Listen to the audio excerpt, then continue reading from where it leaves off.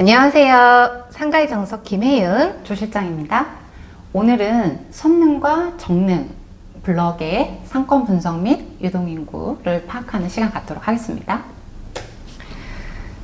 네, 선릉과 정릉이 있는 블럭의 가장 조금 유명한 빌딩은 아무래도 위워크 타워라고 할 수 있는데요. 이 위워크 타워는 반말해야 되니까 2019년에 신한 리츠 운용이 1201억에 매수를 했다가 올해 5월 하나 자산 신탁에 1470억에 매도를 한 건물이야. 그래서 거의 한 5년 만에 한 269억의 실차익을 얻고 매도를 했는데, 사실 테헤란로 대로변에서 270억은 그렇게 많은 금액은 아니어서. 그리고 이제 두 번째로 볼 게 이제 그 포스코 사거리에서 저기 삼성중앙역 쪽으로 가다 보면 그 골든타워라고 있어요. 여기가 이제 그 코랑코 자산신탁이 들어있는 회사인데 올해 7월에 이제 매도가 됐거든. 근데 여기가 매수자가 이제 캐피탈랜드라고 이제 펀드에 매도가 돼서, 근데 이 펀드는 이제 그 싱가포르 투자자인 회사하고 이제 우리 국민은행, KB은행이 이제 합작한 펀드가 이제 캐피탈랜드라는 펀드인데, 이 싱가포르 회사 같은 경우는 우리나라 좀 꽤 유명한 건물들을 많이 갖고 있어. 그래서 그 강남 GFC 알지? 그 GFC에도 투자를 하는 회사이기도 해.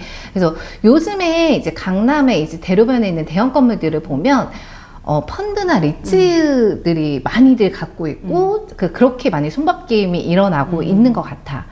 그리고 이제 대표적인 건물이 위워크 타워하고 골든 타워라고 하면 그 옆에 거는 이런 건물은 또 흔치가 않아서 좀 한번 소개를 해야 될 것 같아가지고 가져왔는데, 이제 대종 빌딩이라고 인터넷 뉴스에 좀 많이 나왔었어. 지나가다 많이 봤지 않아? 지나가다가는 많이 봤는데 어떤 이슈가 있는지는 사실 그치. 한 몇 년 동안 계속 건물 외관에 이제 공사하는 것처럼 이렇게 쌓여져 있는데 공사는 안 하고, 이게 2018년에 그 2층 임차사가 리모델링을 하려고 손을 보고 있는데 갑자기 건물에서 펑 소리가 나가지고 너무 놀라가지고 이제 구청에 신고를 하고 안전진단을 받아봤더니 곧 붕괴될지 모른다고 해가지고 그래서 그냥 진짜 그 건물에 있는 임차사 즉시 빨리 퇴거 조치 하고 건물이 빠르게 비워져가지고 그때부터 지금까지 이제 계속 뭐 아무것도 안 하고 이제 외관만 이제 쳐져 있는 정도로 방치되어 있지.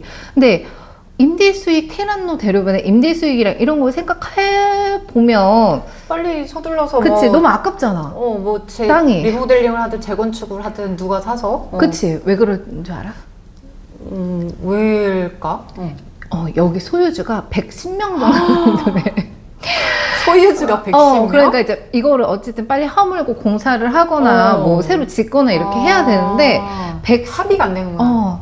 110명이나 되니까 이 사람들의 의사의 합치가 좀 되게 힘든가 봐요. 짐작이긴 한데 그렇기 때문에 사실 음마아파트도 아직까지 그치. 좀 재건축이 안 되고 있는 거 아닌가 싶어. 왜 이렇게 천막이 오래 쳐져 있나. 맞아. 지나가다 보면 궁금하긴 했는데 이런 내막이 있었구나. 이런 게 빨리빨리 돼야 내가 또 그러니까 우리가 또 열심히 또 손님을 넣어드리는데 우리 바로 길 건너에 있잖아. 그러니까. 그리고 이제 유동인구 파악을 해봐야 되지. 역시나 선릉역 대로변에 가까울수록 지하철역이랑 가까울수록 유동인구가 가장 높은 1등급 유동인구라고 이제 표시가 되어 있고, 두드러지는 게 이제 아무래도 선릉과 정릉이 너무 크잖아. 도대체 나도 너무 크니까 도대체 몇 평 정도인지 감이 안 잡히더라고. 그래서 지도를 보고 봤어. 7만 평이 넘더라고. 엄청 생각보다 엄청 높네. 그래서 아무튼 이 선릉과 정릉은 아무래도 이제 뭐 건물이 들어갈 수도 없고 막 이렇게 하니까 이제 주변으로 이제 유동인구가 되는데, 그래서 이제 선릉과 정릉 주변으로 이제 4등급과 5등급이 이제 많이 있지. 그런데도 뭐 저녁에 산책하러 가거나 점심에 산책하러 가면 여기 그래도 돌아다니는 사람 꽤 많은데, 그래도 이쪽이 이제 유동인구가 가장 적고, 이제 대로변으로 갈수록 이제 그 지하철역으로 가까워질수록 이제 유동인구가 훨씬 더 많아진다는 걸 파악할 수 있고, 역시나 대표적인 오피스 상권처럼 이게 대로변으로 갈수록 전부 다 고층 빌딩이잖아. 그렇기 때문에 이제 주 5일 상권이고 우리 블록 바로 맞은편이잖아. 1번 출구 쪽 바로 맞은편인데 너무 비교가 되게 우리 쪽은 그래도 밤, 심야, 새벽까지 해서 좀 그래도 한 반절 정도는 올라왔던 것 같아. 저녁 장사가 좀 이쪽은 좀 받쳐주는 상권인데 그리고 또 주말에도 좀 꽤 맞아. 받쳐줬었어. 그런데 여기는 진짜 점심이 압도적으로 높다라는 걸 알 수 있어. 그리고 이제 이쪽 블럭이 이제 상권 분석을 하는 거 보니까 이제 원래 보통 여기가 이제 합쳐지는데 이렇게 세 개의 상권으로 나눠졌더라고. 그래서 저기 선정 쪽은 제외하고 이제 선릉역 3번 상권과 포스코 사거리 1번 상권을 이제 합쳐봐야 될 것 같아. 보면 이렇게 합치면 24,000 더하기 22,000 하면 27,000명 정도 되니까 우리 블록이랑 비교했었을 때 유동인구가 그렇게 크게 변화가 없지? 많이 차이는 없지? 포스코가 48,000 정도 됐고 여기도 이제 두 군데를 합치면 한 46,000, 7,000 되니까 뭐 비슷한 것 같아요. 비싸지. 그런데 조금 특이한 게 그때 이제 우리 블럭 같은 경우 한식으로 그 종류를 지정해가지고 평균 매출을 봤었을 때 거의 1억 가까이 됐었던 것 같아. 얼마였어? 9,688만 원. 거의 진짜 1억 가까이 됐었지. 근데 이 길 건너도 꽤 높네. 뭐 거의 한 7,000, 한 7, 800 정도 되는 것 같아. 근데 이제 이게 한식 업종만 조금 그 선택을 해서 봤을 때 여기는 우리가 그때 포스코 센터 블럭에서 봤을 때는 이 업소 수가 한 맞아. 80개 정도 됐는데 여기는 두 군데를 합쳐도 60개가 안 돼. 그치, 한 6개 되는 것 같아. 그러니까 이쪽은 아무래도 그 대로변에 있는 대형 건물은 상가가 거의 입점 안 하는 곳이 많고, 그 사람들이 전부 다 점심이든 저녁이든 나가서 먹어야 되니까, 그런데 선릉과 정릉이 7만 평이나 되니 상가 비율이 절대적으로 좀 적은 거야. 그렇기 때문에 한 절반보다는 조금 많지만 상가 자체가 얼마 없어. 그러고 매출은 꽤 높아. 그래서 이게 다음 시간에 우리가 대신 발품 팔아드립니다 시간을 하면서 이제 더 살펴볼 건데, 이쪽 블럭이 가장 좀 특이한 게 뭐 1억 넘는 업소들 진짜 많고 2억, 3억 넘는 업소들도 진짜 합치면 10개 넘는 것 같아. 그걸 한번 살펴보는 시간은 다음 시간에 가질 것 같아요. 여기는 일단은 이 성능과 정능이 워낙 넓은 면적을 차지하고 있다 보니까 일단 들어갈 수 있는 점포 수도 적고, 맞아. 근데 또 여기서 일하고 있는 어떤 오피스 그 상주 인구들이 길을 건너기는 또 애매하거든. 맞아. 점심 작잖아. 그 시간에 어떻게 밥 먹고 길 건너고 다시 길 건넜다 오고. 그러다 보니까 아무래도 이제 이 뒤쪽에 있는 있는 매장들을 이용할 수밖에 없는데, 그러다 보니 맞아. 아무래도 이제 매출이 조금 더 높게 나올 수밖에 없는 것 같아요. 그래서 이 선릉과 전릉이 있는 이 블럭이 조금 정말 특이한 케이스를 갖고 있는 것 같아. 그리고 보면 이제 이쪽 블럭에 이제 가장 매출이 높은 이제 업소들을 살펴봐야 되는데, 너무너무 유명하지. 대도식당. 사실은 여기 대도식당이 한 10년 전쯤에는 저쪽 그 공항터미널 맞은편 쪽에 그 길 건너에 위치하고 있다가 이제 이 바로 맞은편인 이 선릉과 정릉 블럭으로 왔는데, 보면 보통 월 평균 매출이 보면 4억에서 5억 정도는 해. 5억 정도 하는데, 와, 12월 그래프 보여? 10억?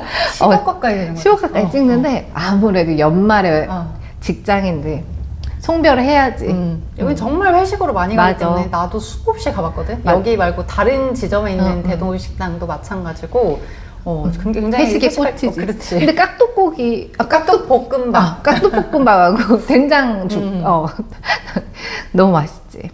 그리고 또 이제 그 옆에 보면은 이 고본이라는 식당은 오픈한 지 1년이 채 안 됐는데, 오픈하자마자 2억 쭉 찍더니 이제 3억, 평균 한 3억대를 찍고 있어. 궁금해서 가봤지. 도대체 어떤 식당인지. 근데 여기가 이제 전면부가 조금 작아. 그래서 매장이 작은데 어떻게 3억을 팔지 했는데, 안으로 이제 기역자 구조로 돼 있어서 보이는 게 다가 아니구나. 좀 크더라고. 내가 봤을 때 한 60평 정도는 돼 보이더라고. 그리고 여기가 24시간 영업이야. 24시간 영업에 근데 사실 고깃집에서 점심 먹기가 조금 애매해. 그치. 메뉴 뭐 사실 뭐 된장찌개 막 이런 거밖에 없잖아. 제육볶음 이런 거밖에. 근데 여기는 특이하게 돈가스, 뭐 파스타도 좀 있었던 것 같고 점심에 먹을 만한 메뉴가 꽤 많더라고. 아예 별도로 만들었구나. 그래서 여기 24시간 영업을 하고 또 저녁식당 컨셉에 맞춰서 좀 고기 그 돼지고기랑 소고기도 조금 저렴하게 파는 것 같고. 그래서 아무래도 매출을 월 매출 2억 이상을 찍으려고 하면 이게 어느 정도 단가도 나와야 되고 점심에도 2바퀴 3바퀴 뭐 저녁에도 최소한 1바퀴 반 이상은 돌려야 이 정도 매출이 나오는 것 같아. 와, 진짜 생각보다 엄청 높다. 진짜 우리가 이제 어떻게 보면 가장 매출이 높은데 하니까 2억이 넘어가는 이제 업소들을 정말 많이 보는데 사실 월 매출 5천만 되더라도 내가 가져갈 수 있는 돈이 직장인보다 높아. 이거 생각해보면 정말 2억에서 3억 넘어가는 매출은 진짜 정말 대단하다고 볼 수 있고 이런 데 가서 우리가 많이 배울 점을 캐치해야지. 이 선능과 정능 이 블럭은 사실 이 테헤란로에서 이렇게 우리가 뭔가 휴식을 취할 수 있고 푸르름을 볼 수 있는 곳이 흔치 않다 보니까 어떻게 보면 굉장히 좀 매력적인 블럭이라고 생각이 드는 곳인데 특히 여기는 카페나 이런 것들도 이제 많은데 다른 커피숍 같은 곳은 보통 우리가 뭐 지나가다가 들어가고 뭐 프랜차이즈 뭐 이런 거 있으면 들어가고 하지만 여기는 대부분 찾아서 가는 카페들도 굉장히 많다 보니까 카페들 매출도 굉장히 높아요. 약간 도심 속에서 약간 여유를 좀 찾을 수 있지. 약간 그 뉴욕에서의 뭐 센트럴파크 뭐 약간의 뭐 그런 느낌인데 일단 다음 시간에는 저희가 이제 직접 나가서 촬영한 영상들 보시면서 이제 유동인구가 어느 정도 되는지 이런 것들에 대해서 보는 시간 또 갖도록 하겠습니다. 오늘 영상은 여기까지입니다. 감사합니다.